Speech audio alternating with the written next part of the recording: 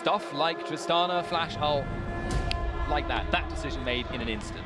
Well, we are seeing the pans actually come in here very quickly. Morgana, Yasuo, and Fiddlesticks taken away by Lyon, and Castle and Elise from Nectin taken away by Seven Wars. So very similar bans across the board, but Seven Wars doesn't want to let Vi play Elise, and also we don't want to see, or well, Lyon doesn't want to see Kimmy on Fiddlesticks. Yeah, it's interesting that Elise is still rated very, very highly as a jungler by both these teams, even though I don't think earlier, and don't quote me on this, I haven't actually researched this, but she wasn't picked or banned earlier? No, not that best of 3, no. Not the first one with Pain and Isurus. Yeah. So a little bit surprising because these two teams therefore are clearly valuing different aspects of these champions. It's, do you value an AoE teamfight contributor like Zac or Amumu, or do you value a single target, assassin-y / bruiser-y thing, I don't know what Elise really actually falls under, that can snowball the game really hard. Assassin-y, bruiser, she kind of does everything. AP middle. She has auto-attack jungler. damage, she has magic damage, she has percent damage, she has a movement skill, she has literally every single possible thing in her, on her. Pets, even. Well, right now we do see Ziggs locked in as a first pick for Lion Gaming, followed up by an Orianna and a Vi picked up for Seven Wars. And then we do see Olaf and Thresh picked up. Okay, well, Olaf is a very, very strong jungler and top lane at the moment, but situationally, it implies you want a certain kind of composition, implies you want to be diving in really, really hard. And I've actually got to say, I don't like that pickup against what Seven Wars had already locked in. Orianna Vi is spelling wombo combo hard engage. That is saying they may pick Maud. That actually, okay, so Maud, it's very unlikely because mid lane is not available, but potentially would actually be quite a good follow-up to that combo. But if you're picking Olaf, he doesn't peel very well. He dives very well, but that's not necessarily what you want to be doing up against this comp. Yeah, you can't really peel him at all, and this is like some sort of ground barrier for him, like a wall or whatnot. But we do see Annie and Lucian picked up here. Very strong combo, and it was picked after they saw Thresh, so they knew that Leona wasn't going to be a possibility, and they felt safe going with Annie. Well, Annie is still probably, if you're going to just say, I'm going to go with one support for the rest of my life at the moment, I think most teams would say Annie. A lot of people would probably say Thresh, and a lot of people would say Leona, you know, but it's slightly more than a personal preference because Annie is always strong in any lane, and she can late game flash Tibbers bomb, which is just the best engage, short of like Malphite, but it's bigger than Malphite. It's incredible. Yeah, and we're going to see if they can use it this time. We saw obviously in the best of 3 just prior, and we saw Pain quick enough to flash out of it, that flash Tibbers late game coming out of Isurus. But we do see Ezreal, we do see Mundo actually picked up, so we're going to see Mundo, I want to say top lane, and Olaf in the jungle. Okay, now Seven was hovering over Rumble. As a counter to Mundo, I'm not sure I'd like that. Shyvana I would like. Obviously, Blade of the Ruined King Shyvana versus Mundo does very, very, very well. But the question is, of course, which one are you going to end up against? Because technically, Mundo or Olaf could jungle. They're inclined to say Rumble. Okay, I'm just saying right now, Rumble versus Mundo is a matchup I would extremely favor Mundo because he will tank through Rumble's damage early and he will get to be too tanky for him to deal with. One thing I do like about the Rumble, though, I'll say this, is that you can control an area, you can control a team, basically. Like, for instance, say Olaf overextends, put it in right behind him, it makes it so he's all by himself, or you can use it behind the entire team, let Vi maybe get engaged off, and then you can kind of snowball all of that within it with the Orianna ult pull them all together, and then Annie AoE stun after that. So it's interesting, and I really want to see how it works in lane because they obviously had a nice late game composition last game, like you were saying before. But they still won early, so it didn't even matter what their composition was late game, and I wonder if they can do the same thing here. Yeah, and that's actually the strange thing here, though, because thinking about the potential for Shyvana pick, that has a lot more potential to snowball a lane to get ahead, which is what happened last time, and I don't see why they should change that strategy around. That does appear to be something they're not doing this time. It may be they're going to seek a 1v2 here. Ezreal Thresh would push very, very slowly. Lucian Annie would push much, much faster, and Rumble does very, very well in a 1v2, but you always have to consider that imbalance inbuilt into the map on the current patch. The damage reduction on towers is just huge. And also to remind you guys at home, every champion is available here to be played, and Ezreal has a slight, I don't even say really bug, but he has a slight change in him, unfortunately. Not listed. Yeah, well, yeah, not intentional. That was the word I was looking for. Thank you. Where his Q actually reset his auto attack animation. So every team was notified of this. So Sia will know about that. It could be a detriment. It could be a positive thing, seeing on how they use it. But we're going to get this game underway momentarily here. And looking at both compositions, who do you really favor here early on, and who do you really favor later? Well, this game, it's a lot more even than it was last time. Seven Wars definitely have a strong early bot lane, and arguably, I think, probably actually inarguably, a stronger bot lane early on, just pretty much no matter what situation they end up, because Ezreal has problems in the early game, unless he can get, an open field where he suddenly becomes amazing. In this situation, though, with the Rumble that will push back Mundo early on, I gotta say, I don't really favor, I don't really favor that Rumble in terms of actually doing anything to Mundo in the long run.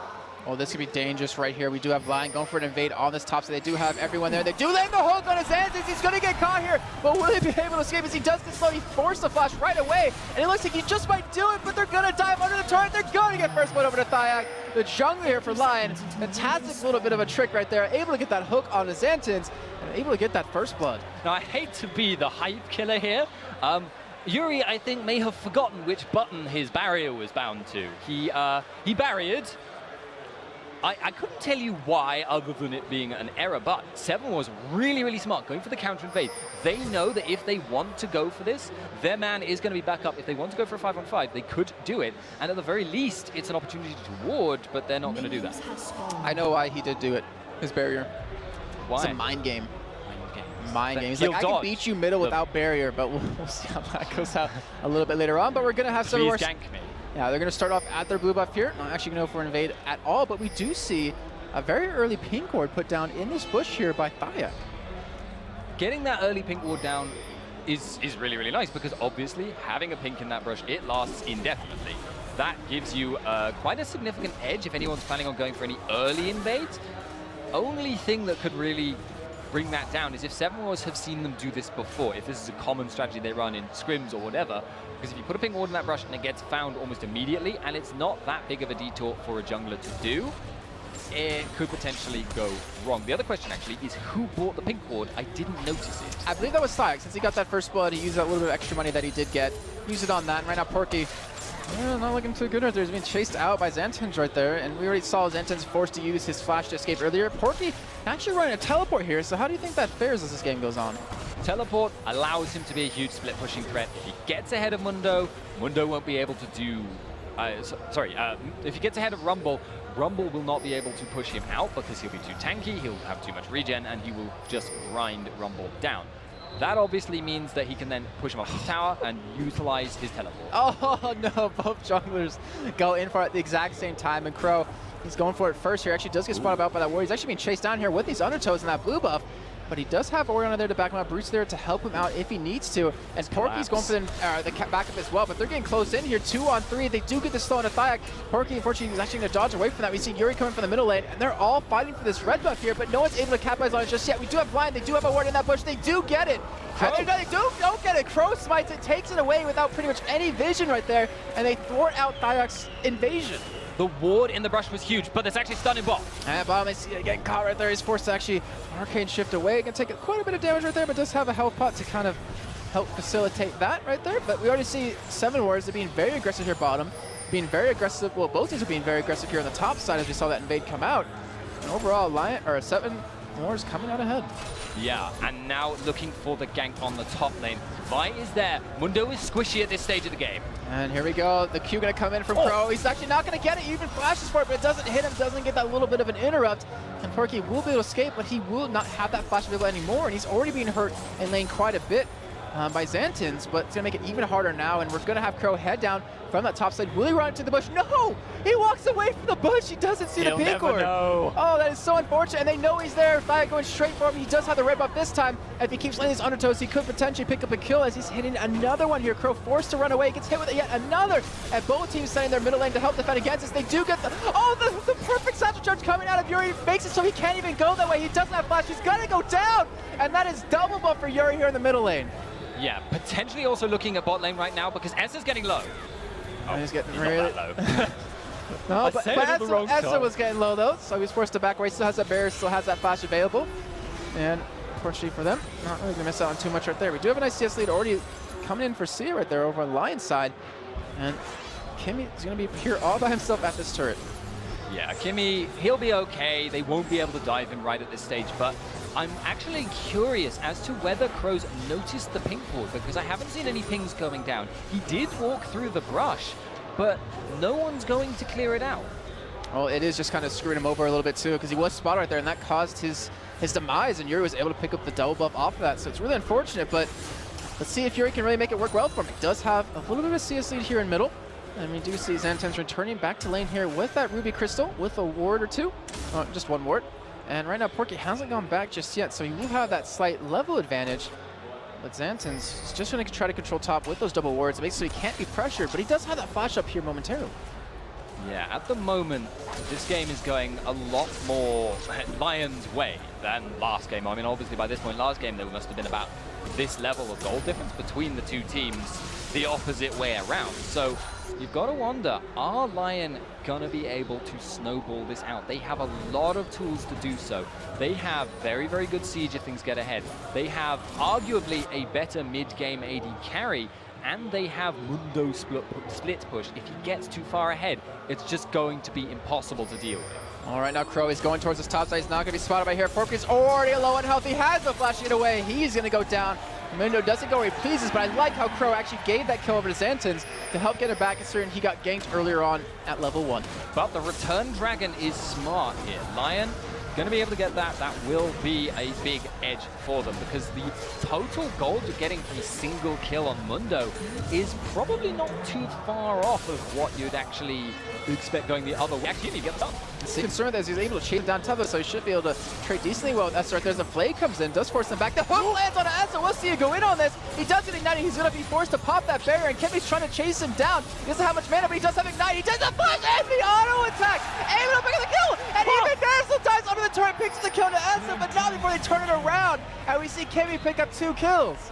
Bloodthirsty supports all around, all the kills going to the supports, but Annie's going to outscale Thresh, which is a sentence I don't often say, but Annie is going to make more use of the gold, and the lane presence and the experience is going to help because of the bonuses on the kills. That's a nice edge for 7 goals. Fantastic job by Kim right there, knowing his limits, flashing in for Sia right there, forced him away, and even Essa did a great job of just kiting Nerzel under that turret, forced him to commit a little too deep, and fortunately for him, his death. And right now we see those 2 kills, like I said before, for Kimmy. That's 2 assists going over to Essa.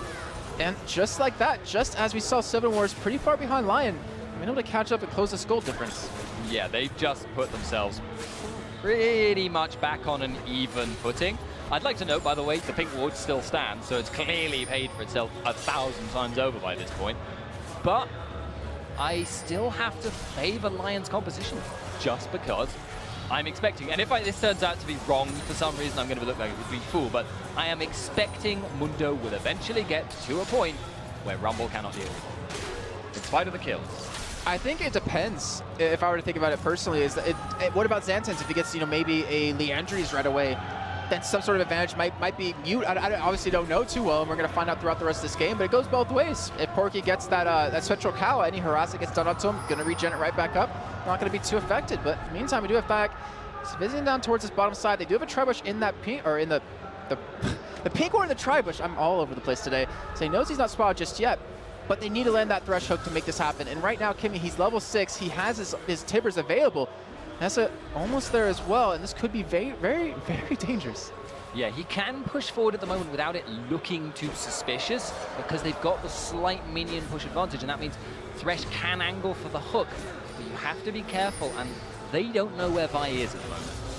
Well, luckily for them, Vi's actually just still farming up towards that top side, and not gonna be there to stop this. They're actually trying to bait it out right there with that ward coming down, trying to kill off that pink ward, and they're gonna in fact get it here. And you see 7 Wars, they're playing very smart, very hesitant here. They know something is probably up right now, and they know that that huge mini wave is pushing against them, so they can just kind of wait, sit back, and get all that free farm. And Porky's still having, it's just based off health. He's doing pretty well, I will say this. He's not winning the one-on-one duels currently, but he's ahead in CS, which is really critical. Yeah, that's a big deal. Getting the extra magic resist early on is going to mean that Rumble will have a lot of difficulty harassing him out.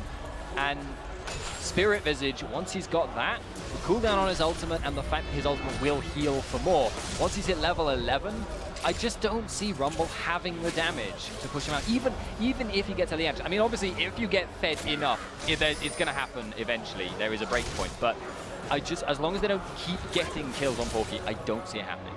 All right, now Crow, the man able to help them create a kill on that top side for Xanten onto him. He's going to be looking for a gank on the bottom, but as you see on the minimap, Thiak is there as well. He's not going to be spotted. Both of them won't be spotted coming into this until they do get to that first push here, at least for 7 Wars side. And both junglers, they're looking for blood here, and we do see the hook. Unfortunately, it misses on a Kimmy right there, but you can see Thiak, he's there to make this happen. We still have Crow here over towards this bomb side trying to make something happen. He's been level 7 now, hasn't had any ultimate ganks off it just yet, but now he's going to be pushing in here. He's going to be spotted by Ward if he does make his presence known. Actually, no, the ward does disappear, so he would not, well, just like I said that, put another one down, but he's looking for a gank here. He's committing a lot of time, and I'm not sure if I agree with that. Flash Tibbers is nearly up. That would be a very, very strong initiate, and Flash for Vi is also up. But, yeah, I have to worry about that. They know Olaf isn't there. You actually saw Vi was backing away. They saw Olaf go past the ward in the river, instantly came back again. So they feel they can make this gank happen, but like you say, I'm just not sure they can. Unless they were to go for a dive, but that's incredibly dangerous. Well, Crow was set on top of a ward right there. I believe I'm pretty sure even 7 Wars knew that ward was down, considering we did see Ner'zhul use that to kill a pink ward earlier on. But in the meantime, we do see that gank in the top side. Porky, it's very low. He gets taken down by Xanten, and he's trying to turn around the back. He's so low on health, but with that W, he's able to pick up the kill. And a 1-for-1 trade, but Xanten's coming out ahead. Maybe a little bit of miscommunication on Lion's side, but a fantastic job by Xanten to capitalize off of it. Yeah, and actually overall, that's going to put Rumble's breakpoint that I keep talking about even further away. That means that Olaf is gaining, so Mundo is actually gaining less gold from Rumble than that in that exchange, even if the team itself benefits very slightly extra from the assist goal. Well, right now, we see some items being built up here. We see the Sork Boots picked up for Xantens. We see Nomad's Medallion done for Kimmy here. What else do you see that kind of something that we should keep our eye on?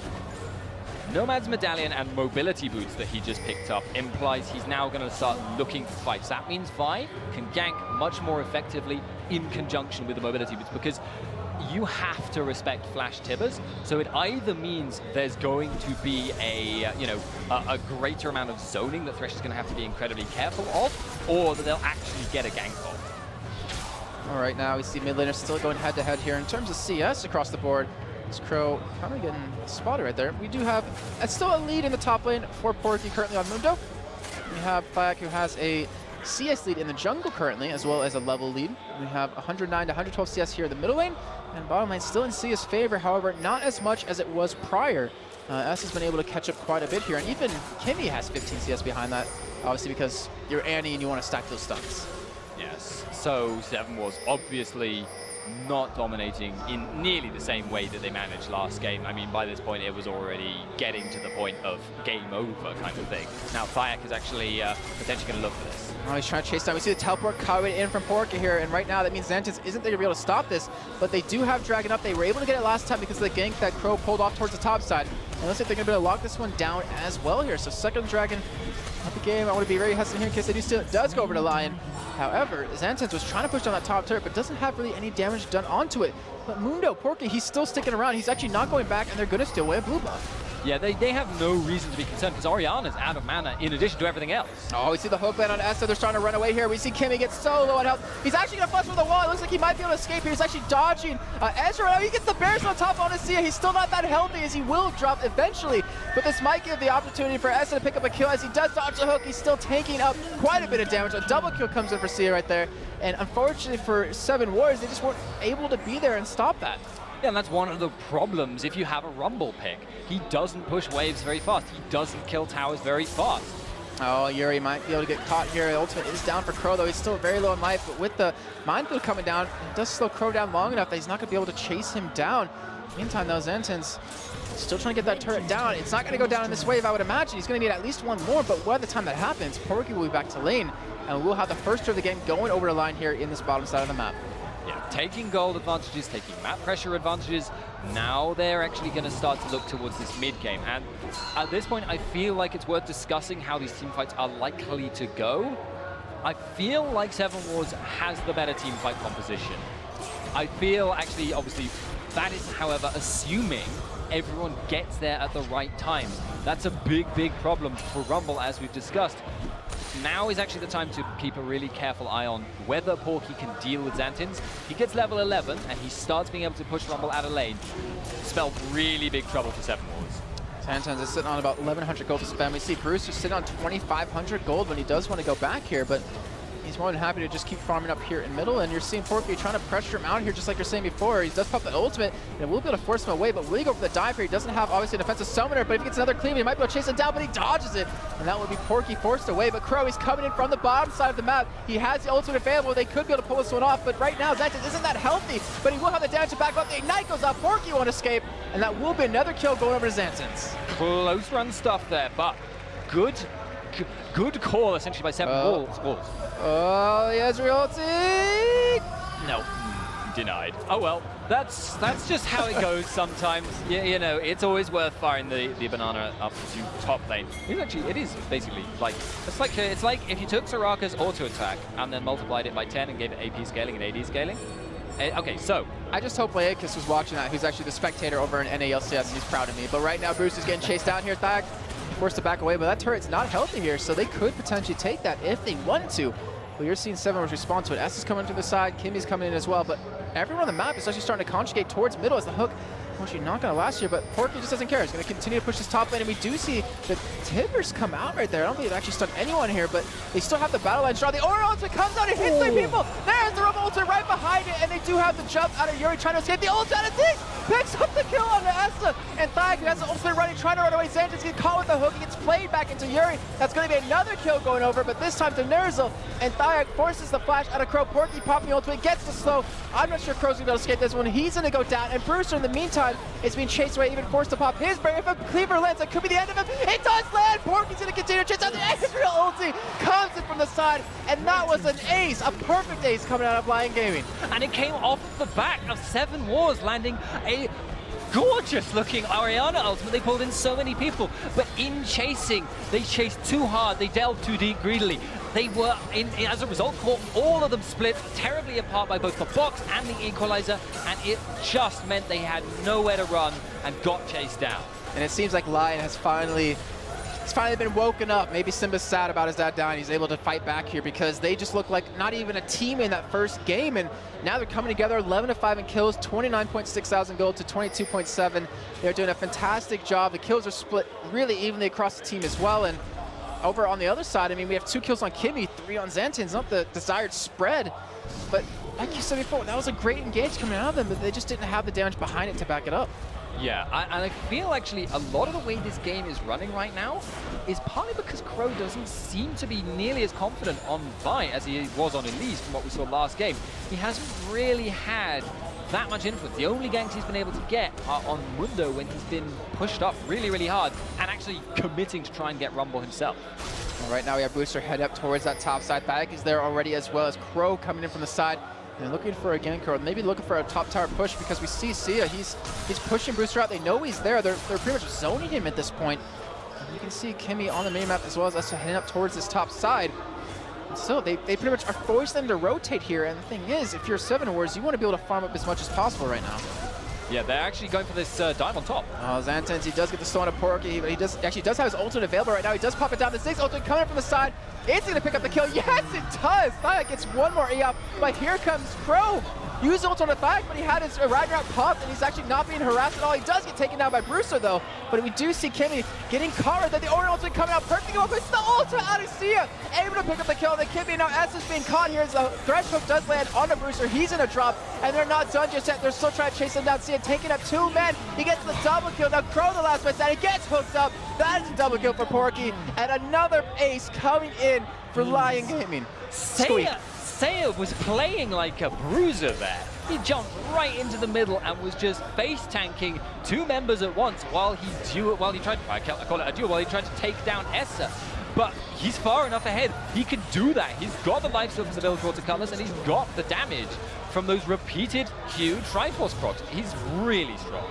And what is happening in the camp of 7 Warriors? They look so strong, so dominant in game number 1, but now they're just falling apart into pieces. 2 back-to-back fights, 2 back-to-back aces against them.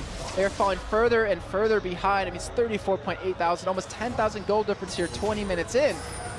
They have a good team fight composition, but the thing is, if they don't even get to the point where they can really pull it off, then what's the point of having a good team fight? Yeah, you can never force a team fight if you're being split pushed to oblivion. And actually, Crow could be in trouble. Well, he's actually going to get caught here with the hook. We do see the blue buff go over to, I want to say, Mundo. Porky picks that one up right there without even a smite. And Crow did use his. Unfortunately, timed it a little bit wrong. And look at that. Blue buff up. Turn it right into a dragon off the back of that. Perfect transition. And there's going to be that 10,000 gold lead. 10,000 again, but completely reversed situation from last time. This time... Oh, no, this is ultimate! Oh, the Ezreal ultimate gets combo. it! Ezreal gets the red buff with the ultimate and parry with Ziggs, and they steal away that red buff. So well coordinated and so well played, and this is what we didn't see out of Lyon last game. Yeah, they are looking so much better, and 7 Wars, they are actually looking genuinely worse. They're not playing the same way. They're not rotating as smartly, and they're getting caught out. But they're having to do this. They're kind of getting caught in these situations because they're having to contend with a man called Mundo. And he's a doctor on top of that. You don't want to go up against that. And he just isn't afraid of Essa. And you can see Essa doesn't even want to get near him to be contesting this. But he's going to go into him knowing that Crow is there on the backside. But you're not going to kill a Mundo. Yeah, if you do use the Vi ultimate, that will be down, and he won't really care. He's going to pop the ultimate momentarily. He has a Sunfire cape. The thing is, he pulled 2 people away, and from that, the rest of the team are engaged on the top side. Kimmy gets very low. Neres goes to hit the play. That gets the team with the box. Mantis isn't going to be able to escape this one. The Timbers does go down, does some great damage, but it's just not enough CC to keep the rest of Lyon away, and they're going to get a top turret off this. And Mundo, Porky is still pushing this bottom lane. So you get yourself caught in a lose-lose situation. And I just have to say, how much of this is coming back to picking Rumble and not picking Shyvana, who was completely open and could completely reverse the situation that they're in? Well, hindsight is always 20/20. I will definitely say that. And Essa, he's fancying his chances against Porky, but Porky has ultimate available, so that's that Sunfire cape. He's still split pushing. He's going for the dive throw to Essa, and Essa just can't do any damage. The Colin is just massaging the Doctor's back, and he does get the kill, but he pulled 3 other people away from 7 Wars. And in the meantime, you're seeing the rest of the team push onto this turret. They're going to get it. Porky will even be able to escape this. It looks like he actually might be able to do it. He has to reach out, but no, he gets shut down. In the meantime, on the top side of the map, Kimmy gets caught by a hook. Nerslow goes down. Zaz is solo and he draws as well over to Sia right there. And with that little bit of a play, they pull 4 people away towards that bottom turret. They get the kill onto Essa right there as Porky does fall as well. But a 1-for-1 trade, when the rest of your team picks up 2 more and an inhibitor off of that, you're going to take that trade any day of the week. That is the definition of work. That was dying to take the game pretty much, because they've now got the map pressure in the top lane from the super minions. They already had the map pressure from the Mundo in the bottom lane, and he has teleport.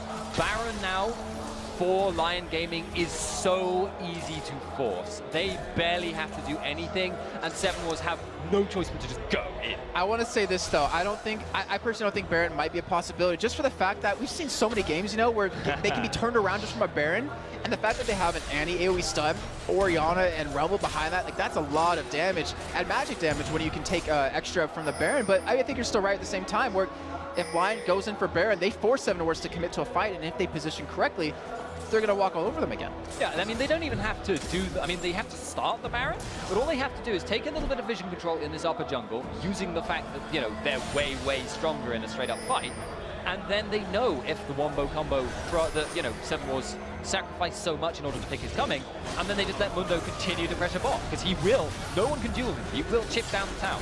And he is pressuring that all by himself. He does have 1 man there to stop him, Essa, who doesn't have anything completed. He has a Bloodthirster and Berserker boots. That's about it. It's even point Orianna away. So we're going to see Baron go over for Lyon here. But in the meantime, Porky is just distracted them long enough. And now 7 Wars are going to realize, crap, they got Baron. I'm not sure we can fight them anymore when we couldn't win them anyways. But it's all up to Lyon now. It's their game to lose at this point, and even then, I'm not sure they can. It would take a Herculean throw at this point. Like, they would be lifting a mountain off their own shoulders, throwing it away, because it's just so hard to lose given the many advantages. Especially when you have, we see the hook land on Brewster. He's going to commit this. He does get the play back into the team. The Zingleton comes in. Brewster's very low on help. He's being forced to run away. He does go down. I'm not sure what that squeal was, but we see Kimmy getting caught as well. And Nerzel is just laying the hooks left and right. And you see Parky the flash. He hits the cleaver. Sia's going to chase him down, but the ultimate comes down. They just Arcane just out of it, and they don't care about taking this up. Porky is just so damn strong, and Sia picks up a double kill. They're going to pick up the Nexus turret. They're going to get the second one here, and they're going to take this to game number 3. Lyon Gaming showing up in this one finally, after just getting completely dominated in the first game. They are looking damn good. You can't, it's a bizarre situation because both of these teams, if you saw only this one game and you said, well, this is a best of 3 series, you'd say, okay, I'm not going to watch the other 2 games. They're going to be stopped. But that was the complete opposite direction. So now you have to wonder, is that Seven Wars choking? Are they suffering from the stage fright that we've heard that they suffer from? Or are they just, was it just a complete coincidence? Was it just the bad picking strategy? It's really hard to call. I think only the ones that know that answer are the guys on your screen right now, able to look at this and see what they did right and what they did wrong the first game, and see a 12-1-4 finish for him. Fantastic job by him. You see 3-0-9 over the hands of Yuri. Even Pork in the top lane, 4-4-11. He was leading in the lane in CS, and he just completely dominated and also controlled the pace of the game to the point where Seven Wars had to send not only 1, not only 2, but 3 or 4 people to stop him, and even then, yeah, they would kill him, and he would still take 1 down, and the rest of Lyon would just take your top inhibitor. And you know what? Lyon, that pink ward is still standing. That is how much map control they had this whole game. No one ever had a chance after they'd seen it to clear it out, ever. Not the whole time. Fantastic, just amazing play of them, and I'm really happy to see that, because you don't want to see a team who has flown down here and has worked so hard and has had so many good results previously to just kind of get knocked out of the wayside. But Seven Wars, I mean, they just kind of shown that they need to really step it up. They had a great first game. They're in an offline environment here for one of the first times for themselves, and they have to be able to come back. They just need to regain the momentum they had going into this game. It's so hard though to do that. I mean, if you mentally get shocked completely out of that victory, like how do you come back from that? Well, we'll find out after